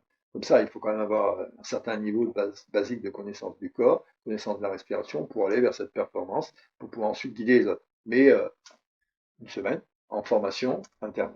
Sinon, en stage, éventuellement, on peut faire des stages, des choses comme ça, mais bon, ça c'est moins marrant maintenant pour moi et je ne peux pas trop aller dans la distance. Parce que pour moi, ça se passe plutôt sur Palavas et non pas à Tataouette. Voilà, donc, y a-t-il des ressources en ligne? Oui. Alors, je mettrai cette vidéo sur les conférences pour montrer qu'il y a bien un secret de la méthode et qu'il faut le découvrir. Ensuite, il y a quelques séquences que je mettrai en ligne. Euh, Mais bon, ça, c'est un travail que je vais faire tranquille, que j'ai déjà fait plus ou moins. Mais je crois que j'avais fait ça pendant le Covid. Mais je ferai mieux. Et on peut le faire, bien sûr, sous cette forme-là. Après, l'idéal, c'est de comprendre, parce que voir de loin, sans que ce soit personnalisé, ça a quand même moins d'efficacité que quelque chose de personnel. Si vous faites une espèce de cours particulier par Internet, vous obtiendrez quelque chose de plus personnel par rapport aux sensations, vous pouvez poser des questions, vous pouvez mieux comprendre tout ce qui se passe. Alors que si c'est un truc lu en vidéo, c'est quand même pas pareil, il n'y a pas les mêmes informations, c'est pas personnalisé, c'est généralisé. D'accord. Après, si vous voulez vraiment comprendre les choses, il vous faut aller dans les bouquins et là vous aurez l'explication avec les différentes variances par exercice dans chacun des secteurs, etc. C'est beaucoup plus pointu. Et si vous appliquez ça avec un travail que vous avez fait sur vous, avec un aide ou pas, c'est par Internet, je peux vous donner le protocole, mais vous obtiendrez très rapidement la connaissance qui vous permettra d'aller et vous ferez vos recherches aussi. Je pense qu'on aboutira en même temps. Après, existe-t-il une communauté en réseau de praticiens de cette méthode? Ah non, mais il y en a des praticiens, parce que j'ai mes anciens élèves qui j'espère pratiquent toujours. Après, une communauté, non, c'est à créer, je vais peut-être créer ça, oui, pourquoi pas, un endroit les gens peuvent venir en parler. Je change là, parce que pour le moment, je n'ai pas trop diffusé, je suis pas très bon en termes de commerce. Donc, commercialiser la méthode, pour moi, c'est faire diffuser le savoir, c'est mon message, c'est ma mission. Je travaille là-dessus, mais je suis pas beaucoup de temps, je suis pas très doué non plus en termes de commerce. Donc, on va développer ça. Alors, quel est le coût associé à cette méthode? Alors, la méthode ne coûte rien. Il suffit d'avoir la base, bien sûr, un bouquin, ça suffit. Si on a compris le protocole, si on applique le protocole, on obtient un résultat et le coût est zéro. Pas de inscription annuelle, des choses comme ça. Donc ça pose pas trop de problème au niveau du coût. C'est pas une formation. Mais bon, bref, voilà, faut savoir que c'est pas excessif par rapport à la plupart des autres pratiques. C'est vrai que c'est très bien associé à des pratiques plus spécialisées, comme la gym, la boxe ou autre. Y a-t-il des options de financement ou des réductions possibles? Bah non, parce que le financement, ça veut dire que ça a un coût vraiment très cher. Moi, le stage moyen coûte en gros 150 € la semaine sur la base de 5 cours, quoi. C'est rien du tout. Donc, financement possible, bah, oui, vous pouvez financer tout seul, pas de problème. Question sur l'innovation. Quelles sont les caractéristiques uniques de cette méthode d'étirement classique par rapport aux techniques conventionnelles? Ben, c'est très simple. Ce qui est unique, c'est que c'est à fond. Après l'écoute du corps, normalement, un praticien d'arts martiaux praticien tout court, doit être à l'écoute de son corps. Et forcer, ça, oui, c'est un peu novateur parce que la plupart du temps, les gens n'ont pas compris que forcer d'aboutir à l'inverse. Donc, quel principe scientifique, bien entendu, sous-tend l'innovation de cette méthode? Alors, c'est les analyses que j'ai faites et ce que j'ai pu faire sur moi-même et sur quelques élèves, de nombreux élèves, pendant 50 ans. En gros, c'est ça.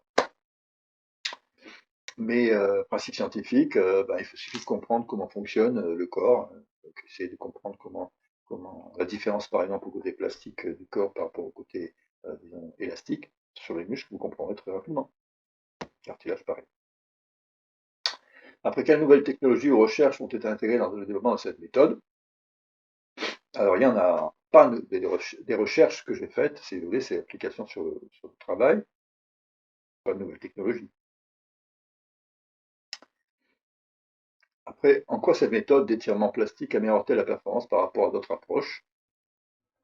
Alors, c'est des entraînements spécifiques qui développent à la fois une angulation, une capacité d'ouvrir, une capacité d'exploiter les hanches, une capacité d'exploiter les jambes, qui permet la performance par rapport aux autres approches parce qu'elle est cumulative. On peut l'évoluer tout le temps et puis elle s'associe à d'autres travaux. C'est ça qui est intéressant. Sans parler de la petite transformation biologique en amélioration des seuils de stabilité, des seuils d'action, qui amène bien sûr quand même la précision et la vitesse qui n'est pas plus mal dans le groupe. Quels sont les avantages à long terme de l'utilisation de cette méthode par rapport à des pratiques traditionnelles? À long terme, c'est que vous travaillez dans le bien-être, vous apprenez à respecter votre corps, vous apprenez à respirer, et vous continuez à être souple. C'est quand même pas mal, j'en suis un exemple, je me porte pas mal.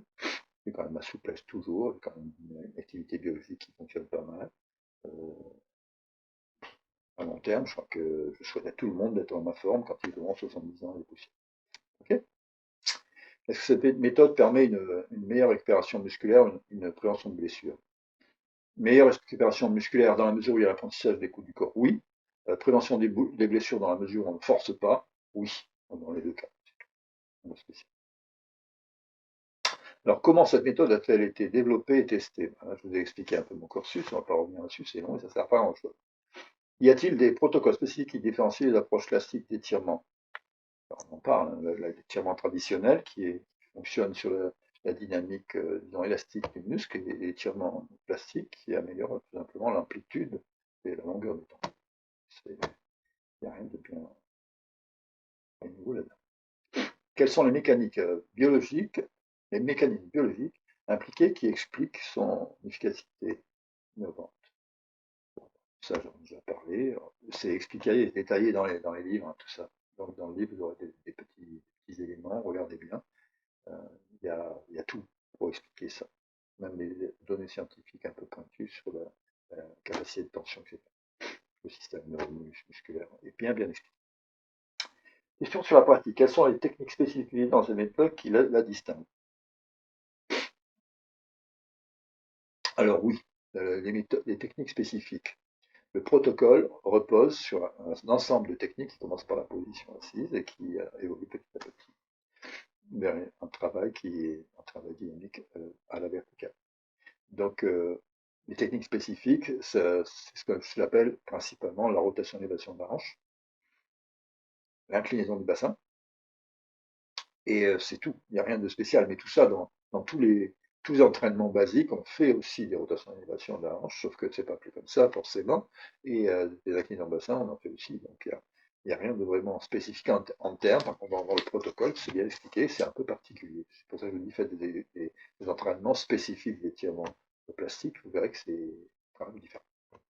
Est-ce que cette méthode nécessite un encadrement professionnel ou peut-être elle pratiquée en autonomie? Elle peut être pratiquée en autonomie, j'ai dit tout à l'heure. Ça pose aucun problème de travailler quand on connaît le protocole, qu'on respecte le protocole et qu'on sait à peu près où on va. On a de volonté de perfectionnement de la résilience à l'effort et une régularité de travail, on obtient un résultat phénoménal. Ok. Combien de temps faut-il pour maîtriser cette méthode par rapport aux autres techniques d'étirement? Alors, maîtriser, ça se fait très vite, hein, quand on comprend, je dis sur une séquence d'un stage de 10 cours, un truc comme ça, par Internet, on peut très bien là-dessus, et vous comprendrez tout de suite comment maîtriser cette méthode. Après, si vous voulez la maîtriser vraiment, là vous avez le comment, après si vous voulez la maîtriser, ben, il faut aller analyser. Analyser, ça veut dire aller sur les livres, essayer de comprendre ce que je vous explique, ce que je vous montre, sous forme de schéma, etc., et l'appliquer après sur soi. Dans les trois niveaux, le premier niveau, les lycéens, l'écart latéral, après l'écrasement facial, et après euh, l'aboutissement du facial, c'est la souplesse debout, qui est un niveau plus fort. Dans l'absolu, c'est comme ça que ça se passe. Question sur l'impact. Avez-vous des données ou études de cas qui montrent l'impact de cette méthode sur les pratiquants? Oui, j'en ai, mais bon, l'impact, c'est pas un souci, on peut faire des choses assez extraordinaires. Euh, Mais là, on travaille dans l'écoute du corps, on travaille dans le respect du corps, donc c'est normal qu'on arrive à. Si on amène les gens sur cette voie, ils ne peuvent faire que des progrès, et obtenir des résultats extraordinaires. Mais j'ai été témoignage, c'est quelques témoignages que j'ai mis sur le livre d'ailleurs, enfin le livre, vous verrez, c'est impressionnant, mais il y en a beaucoup plus que ça, j'ai mis 3-4, parce que je ne pouvais pas faire étaler des témoignages pour rien, ça sert à rien, parce qu'ils se trouvent à peu près la même chose. Mais voilà. Bon. Y a-t-il des retours d'expériences d'athlètes ou de professionnels, équipes de santé, qui ont intégré cette méthode? Regardez les témoignages, c'est ma réponse. Quels sont les résultats observés chez les utilisateurs réguliers de cette méthode d'étirement plastique? Alors, il n'y a pas de limite, on avance tout le temps. C'est ça le résultat novateur, parce qu'il n'y a pas le blocage. Et si on respecte ça, on avance tout le temps. Et c'est acquis, une fois que c'est acquis, c'est acquis. Vous faites une évolution en faisant un stage d'une semaine, vous revenez 3 mois après, vous retravaillez une semaine, vous évoluez encore. Et vous ne perdez rien. C'est ça qui est super. Voilà. Bon, là aussi, témoignage, j'en ai plein, pratique, c'est mieux. En fait, je vous recommande essayer, c'est mieux que reproduire en parlant de l'expérience des autres. Faites l'expérience. Il y a un petit livre de 70 pages où on vous met, je vous mets dans ce petit livre en fait le déroulement d'une séance type, et après vous essayez d'appliquer ça à votre niveau, avec unité, et en essayant de comprendre, si possible, avec le livre, vous avez tous les éléments pour comprendre, et si vous avez des questions à poser, ben, je suis là. Ici, en général, qu'est-ce que la souplesse plastique et la souplesse dynamique? Alors, souplesse plastique, c'est l'objet de notre travail, l'objet de notre méthode, l'objet novateur. Et la souplesse dynamique, c'est le travail que vous connaissez habituellement. On travaille sur l'échauffement musculaire. C'est deux choses différentes. Ok. Rappelez-vous, le côté dynamique, ça vous amène un travail sur le mouvement de contrôle qui est intéressant. Ça vous amène aussi une prise de risque parce que vous avez un échauffement, que si l'échauffement n'est pas bon et que vous avez le mouvement, vous risquez d'avoir la blessure. Donc vous avez un travail sur la souplesse plastique, vous avez toujours la souplesse est toujours acquise, donc vous n'avez pas ce souci de blessure, vous n'avez pas besoin de vous échauffer, vous pouvez faire un écart froid, donc si vous obtenez l'écart à froid qu'en plus vous travaillez la souplesse dynamique, l'union des deux, vous devenez très très fort et donc incapacité de vous blesser. Ça c'est intéressant. Quelles sont les définitions spécifiques de chaque type de souplesse? Bon ça je ne vais pas m'amuser à le faire, mais en gros, dynamique c'est à chaud, effet efficace mais temporaire. Plastique, c'est à froid, efficace, permanent. Ok. Simplifié. Après, Question sur les caractéristiques. En quoi la souplesse plastique diffère-t-elle de la souplesse dynamique en termes d'exécution? Bon, on en a parlé tout à l'heure. C'est c'est simplement par échauffement ou pas échauffement, en gros, pour synthétiser. Et vous échauffez, vous êtes dans la dynamique, vous êtes sans échauffement à froid, vous êtes dans le plastique. Okay, il faut vraiment dissocier les deux parce que si vous voulez évoluer du point de plastique, donc sans limite, vous travaillez à froid. Quel type de mouvements ou d'exercices sont associés à la souplesse plastique par rapport à la souplesse dynamique? En gros, dans la souplesse plastique, c'est des exercices qui sont centrés sur le coxo-fémoral, le sacroiliac, etc. Et c'est des mouvements qui sont extraits du contexte, partiellement extraits du contexte de l'expression technique. Quand vous travaillez avec une souplesse dynamique, vous allez faire par exemple des groupés de mouvements, des extensions, des flexions, des choses comme ça. Ça a trait plus ou moins au mouvement technique que vous allez faire. C'est un peu différent. Comment ces deux formes de souplesse sont-elles évaluées ou mesurées? Alors là, c'est très simple, c'est en fonction d'amplitude. On cherche des amplitudes et c'est vrai que l'amplitude avec la souplesse élastique arrive à un certain degré. Ensuite, l'amplitude avec la souplesse plastique est sans limite. C'est la différence. Okay. Question sur les mécanismes physiologiques. Quels sont les mécanismes physiologiques qui sous-entendent la souplesse plastique? Bah, c'est une question que j'aime pas. Mécanisme physiologique, c'est tout simplement la mise en tension. La mise en tension, ça veut dire que le corps est assez formidable. Quand vous le mettez à contrainte, il s'adapte, en gros. C'est-à-dire, si vous tirez dessus, il devient plus long. Imaginez, vous avez un bout de plastique, vous fléchissez le plastique en deux, vous tenez fléchi, vous relâchez, fléchir, relâcher, fléchir, relâcher. Faites ça 10 fois, au bout de 10 fois, vous allez voir qu'il prend une forme légèrement tournée. Vous avez gagné en plasticité. Il va falloir après vous commencer, la forme est accentuée. Vous avez gagné. Pareil en tendant, c'est pareil.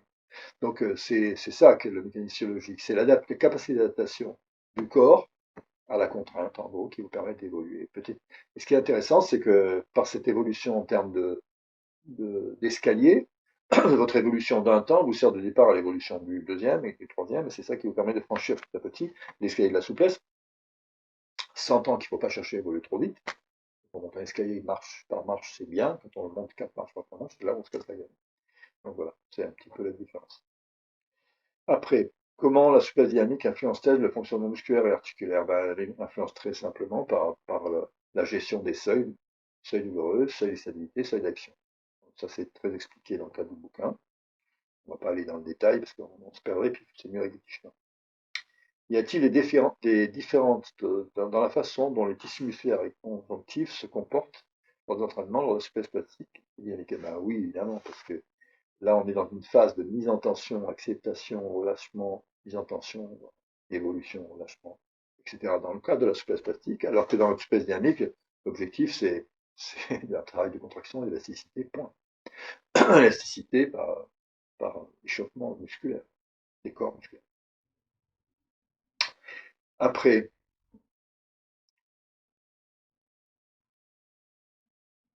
question sur les applications.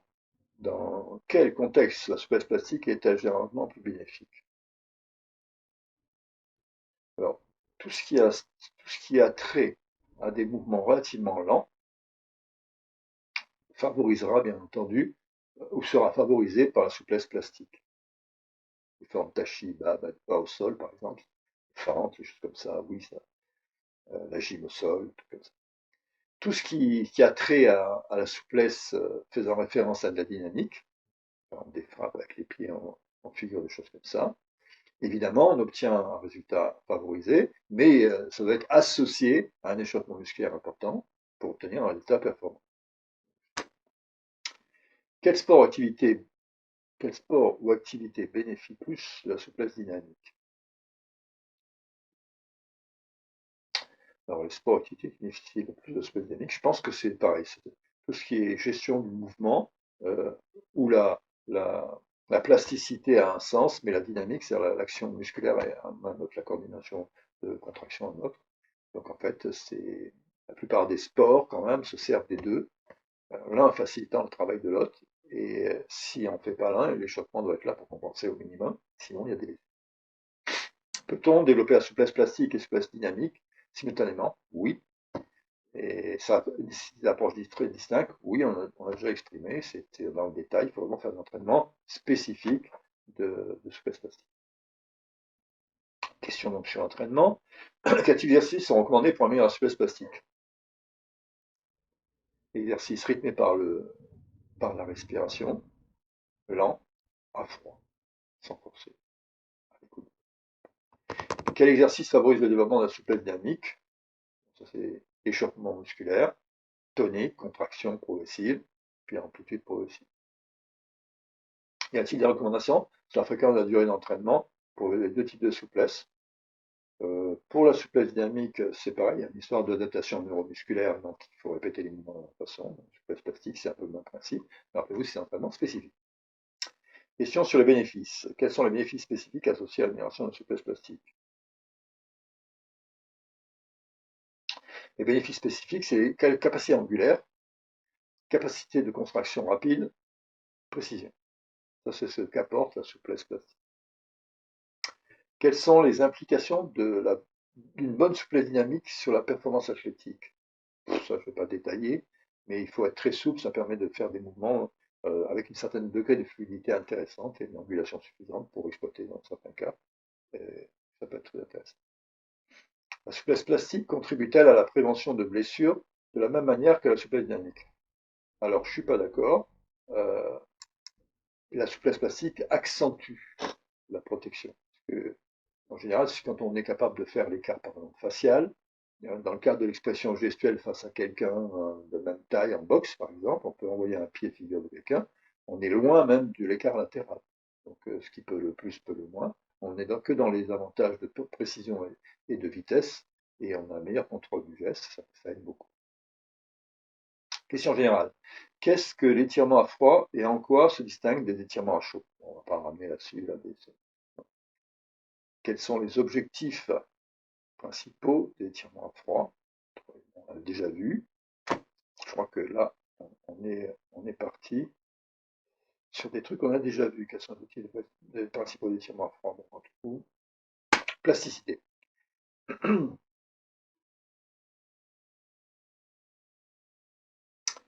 Bon, après, ça c'est sur méthode.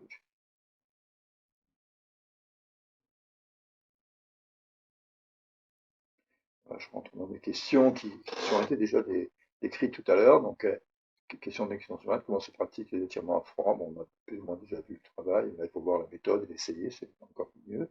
Y a-t-il des techniques spécifiques recommandées? Bien oui, évidemment, c'est l'objectif de la méthode. La durée idéale pour maintenir un étirement à froid. Bon, ça, maintenir un étirement à froid, ça, je suis pas d'accord. Il ne faut pas immobiliser un étirement à froid. Il faut exploiter l'étirement à froid sous la forme de petites séries répétitives et variantes, selon la méthode. Autre question sur l'efficacité, quels sont les avantages des étirements froids par rapport aux étirements chauds? L'absence de blessures, le respect du corps, c'est mieux. Dans quelle situation ou contexte les étirements à froid sont-ils particulièrement bénéfiques?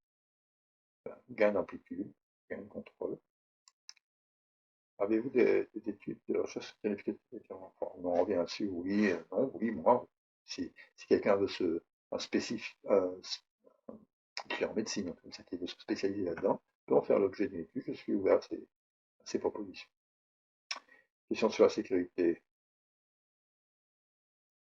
Alors, y a-t-il des risques de contre-indication pour les étirements à froid? Non, parce qu'on respecte l'équilibre du corps, il n'y a pas de forcé, donc il n'y a pas de risque. Comment éviter les blessures dans la partie d'étirement froid? Il n'y a pas de blessure dans la partie d'étirement froid, parce que justement on respecte le corps et on ne force pas. Et puis, les personnes ayant des problèmes articulaires peuvent-ils poursuivre des traitements? Oui, c'est pareil, avec du corps. Question sur l'application, les étirements froids sont adaptés à tout niveau de conditions physiques? Oui. Peut-on utiliser les étirements à froid comme méthode de récupération après l'entraînement? Non, ça n'a rien à voir.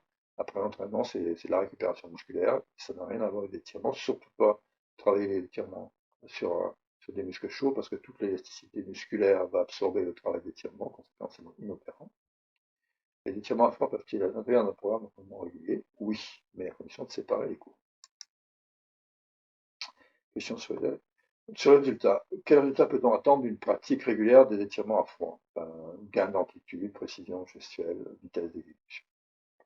Il y a des témoignages de personnes qui ont oui, allez voir les témoignages, j'en ai parlé tout à l'heure, allez voir sur le même quelques-uns, mais renseignez-vous, vous verrez que c'est super efficace. Comment les étirements à froid influencent-ils la flexibilité à long terme? Bon, pas rentrer dans le détail, mais c'est gain d'amplitude permanent et pas gain d'amplitude dépendant de l'échauffement. Question sur la comparaison, comment les étirements à froid se comparent-ils aux étirements dynamiques ou statiques? On ne va pas rentrer là-dedans. En gros, on chauffe ou on ne chauffe pas, on a des résultats permanents à froid ou des résultats temporaires dépendants de l'échauffement à chaud. Dans quelle situation est-il préférable de privilégier l'étirement à froid plutôt que d'autres méthodes? Alors non, il n'y a pas de privilégié des étirements à froid. L'étirement à froid correspond à un travail d'amélioration d'amplitude des connaissances de son corps, de communication avec son corps. Ça peut être l'objectif du yoga, des choses comme ça, mais ça n'a rien à voir avec un privilège par rapport à d'autres. C'est des pratiques indépendantes qui favorisent, hein.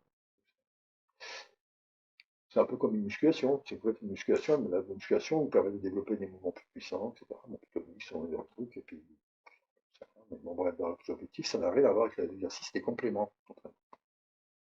Question générale, qu'est-ce que la méthode et bon, ça on l'a déjà développé, la méthode, on revient là-dessus, qui a développé, bon, ok, pas de problème, c'est moi, bon, merci, parcours professionnel. Alors, comment se déroule une séance typique? Ben, vous en avez un sur le livre de 70 pages qui est mis en ligne, ça vous pouvez le voir, et puis après, à la limite, vous communiquez avec moi et on se fait une séance à distance, vous pourrez percevoir très vite comment ça fonctionne. Quels types d'exercices sont inclus? Ben, ça, je vous recommande d'aller voir dans l'expérience, pareil, une expérience personnelle, suivie par un livre ou suivie par vidéo. Y a-t-il des prérequis ou des niveaux spécifiques pratiqués? Ben non, c'est accessible à tout le monde.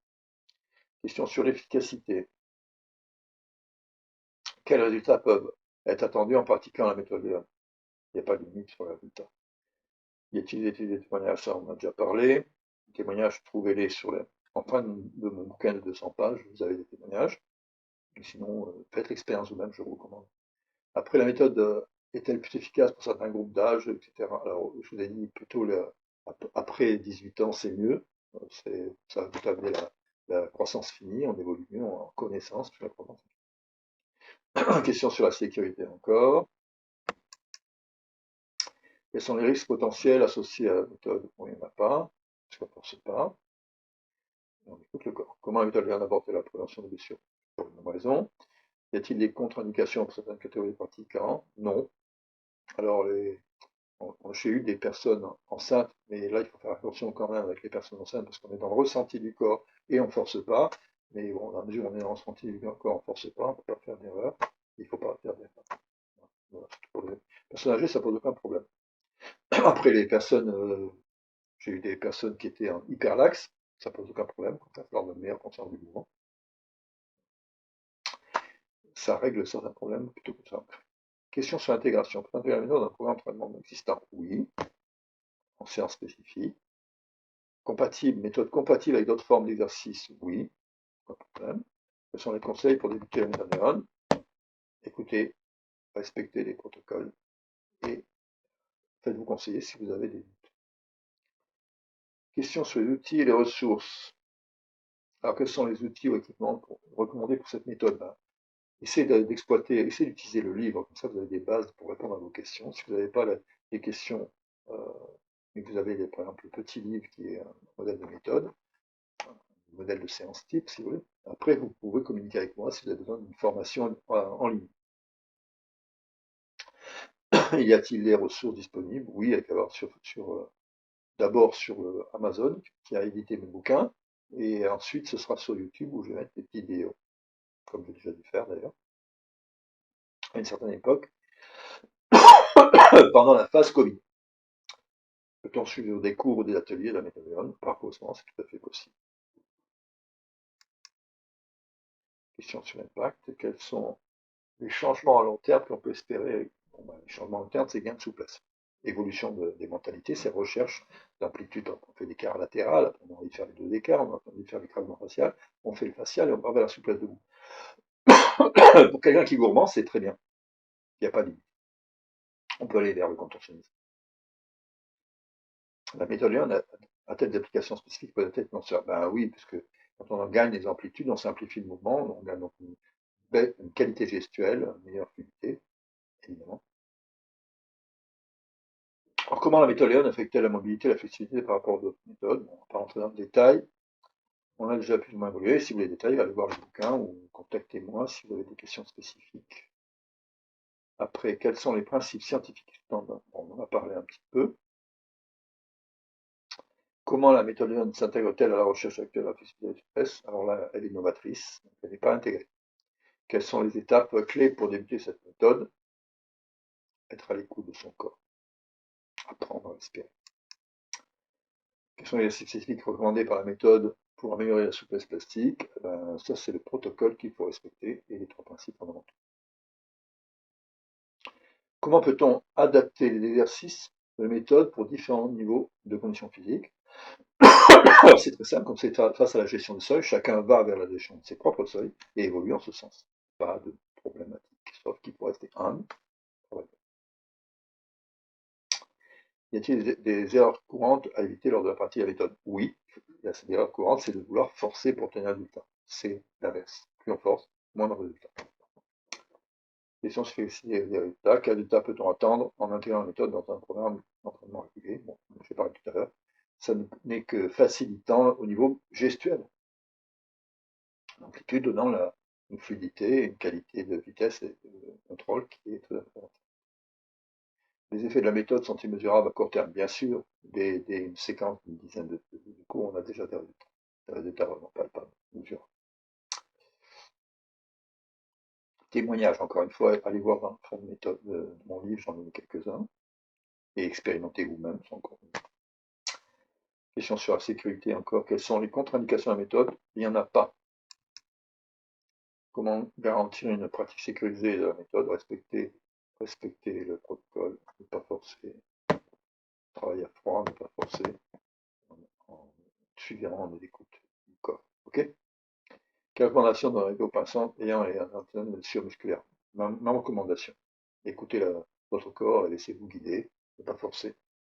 Les mêmes exercices peuvent être faits, par contre vous les ferez différemment. D'un côté où c'est blessé par rapport à l'autre, il n'y a pas de blessure. Question sur l'intégration et l'application. Comment intégrer la méthode Leon dans un programme? Bon, c'est très simple, il suffit de faire des séances spécifiques si possible le matin. La méthode Leon peut-elle être adaptée pour des activités spécifiques comme la danse et la martiaux? Oui. Quel conseil donneriez-vous pour maintenir la motivation dans la pratique de la méthode Leon? Si vous êtes perfectionniste et si vous voulez évoluer tout le temps vers une compétence vitesse et précision, cette méthode est faite pour vous. Question sur les outils et les ressources. Quels outils et équipements sont recommandés pour pratiquer la méthode? Un tapis, ça suffit largement. Et si possible, un guide, c'est en fait le bouquin, une vidéo, un truc comme ça. Y a-t-il des ressources en ligne? Bien oui, justement, des livres recommandés. Je vous en ai parlé plusieurs fois. Allez voir sur Amazon, cherchez la souplesse, méthode pour la souplesse, Léon Patrick, et vous trouverez. Alors, on peut donc trouver des instructeurs certifiés et des cours spécialisés. Les cours spécialisés, vous passerez par moi. Je crois que j'ai 3 personnes qui ont été formées et qui ont une aptitude de guide potentiel, et dont 2 ont été certifiés, qui sont d'ailleurs assez loin. Question sur la recherche et l'avenir. Y a-t-il des recherches en cours de méthode sur les effets de la souplesse? Alors, les recherches en cours, c'est moi qui les mène, mais si vous voulez venir travailler, eh ben, n'hésitez pas, j'ai besoin d'aide. On peut aller pour c'est pour aller vers la souplesse debout. Je fais un travail qui correspond, en gros, si vous voulez, à un travail au sol, mais il y a un travail debout qui est intéressant aussi. Comment la méthode Léon évolue-t-elle par rapport aux nouvelles découvertes en matière de kinésologie et de physiothérapie? Alors, elle est purement indépendante et trop novatrice pour y être intégrée. Mais il y a certainement des éléments qu'on exploite, qu'ils exploitent aussi. Enfin, je pense. Quels sont les projets futurs pour promouvoir la méthode Léon au sein de la communauté finesse la réhabilitation? Alors, projet futur, j'en ai aucun, tout est ouvert, tout est possible. Voilà, on a fait le tour de toutes les questions. Alors c'est pas mal, je suis content, c'était long. Bon, ça va, vraiment je suis en marre. Mais au moins il a réussi à tenir le coup, il dort encore à côté de moi. Alors, en résumé, vous voulez travailler allez chercher un bréviaire de livre qui est en français, en espagnol et en anglais. Avec ce livre, analysez-le. Et si vous n'arrivez pas à l'expérimenter seul, contactez-moi et je vous aiderai. Si vous voulez une formation en ligne, contactez-moi, on s'organisera. Il n'y a pas de souci, pour ça c'est déjà fait. Si on a l'occasion de se rencontrer en ça, c'est autre chose, on aura l'occasion d'en parler. Si vous avez des questions, bon, n'hésitez pas à communiquer par le biais de YouTube, parce que vous pouvez, je pense, laisser des messages sur YouTube. N'hésitez pas à rechercher et poser les vraies questions. Moi, plus les questions vous les posez, et plus elles sortent des questions courantes, bien entendu, mieux c'est, puisqu'on partage un savoir, et autant partager un savoir avec tous sur tous les domaines. Donc n'hésitez pas, je suis là un petit peu pour parler de tout ça. Et puis surtout, si vous voulez évoluer dans la souplesse, sachez que maintenant, vous savez que c'est possible, c'est une sorte de méthode, et pas qu'on était plus ou moins à côté des plaques, la plaque au niveau souplesse, c'est-à-dire tous ceux qui vous vendent, et il y en a beaucoup sur Internet pour faire l'écart, pour ceci, ils prennent exemple bien sûr sur eux, vous font des exercices qui ne sont pas forcément mauvais, mais ils ne vous donnent pas la méthode pour conserver l'acquis, et surtout pas pour évoluer à fond, sinon ils n'auraient pas de boulot, et ils ont tort, parce que s'ils peuvent s'y donner votre conseil, ils auraient du boulot. Alors si vous êtes professionnel du travail d'assouplissement et que vous voulez me contacter en direct par rapport à ça, n'hésitez pas non plus. Vous pouvez me contacter facilement par le biais de YouTube. Vous pouvez y arriver par Facebook éventuellement. Ou venir me voir, hein, on peut s'organiser. Mais l'idée de base, c'est les pros, vous devez apprendre que 95% des gens ne savent pas travailler la souplesse. Parce que 95% pensent échauffement. Quand je dis 95, je suis peut-être en dessous. Et penser forcer pour obtenir des résultats où il ne faut pas forcer et il ne faut pas échauffer. C'est tout. Voilà. Bon, maintenant, je vous conseille d'aller travailler, d'y réfléchir, équipez-vous, et puis si vous avez quoi que ce soit, bah, vous n'hésitez pas à venir me voir éventuellement. Bon travail.